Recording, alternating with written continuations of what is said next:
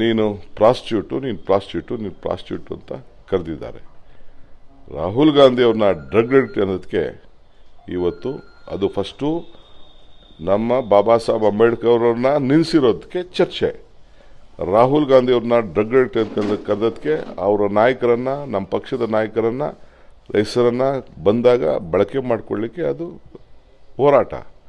ಅದಾದ ಮೇಲೆ ಇವರು ಹೆಣ್ಣು ಮಗಳ ಮೇಲೆ ಈ ರೀತಿ ಇನ್ನೊಬ್ಬ ಪ್ರಾಸ್ಟಿಟ್ಯೂಟ್ ಅಂತ ಸುಮಾರು 12 ಬಾರಿ ಕರೆದಿದ್ದು ದಾಖಲೆ ಎಲ್ಲ ಇದೆ.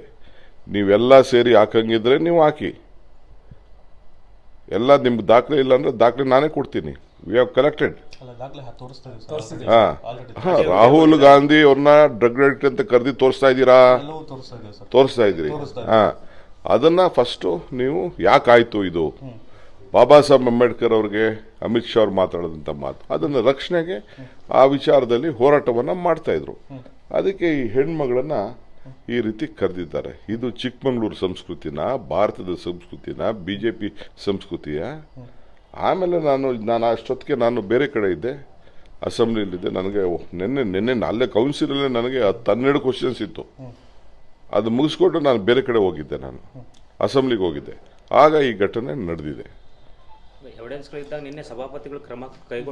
ನಾನು ಸಭಾಪತಿ ಅವ್ರದ್ದು ಅವರ ವಿಚಾರ ನನಗೆ ಸರಿ ಇಲ್ಲ. ಅವರು ಚರ್ಚೆಗೆ ಅವಕಾಶ ಮಾಡಿಕೊಡ್ಬೇಕು. ಏನು ಆಯ್ತು ಅಂತ ಹೇಳಿ ಪರಿಶೀಲನೆ ಮಾಡಬೇಕಾಯ್ತು.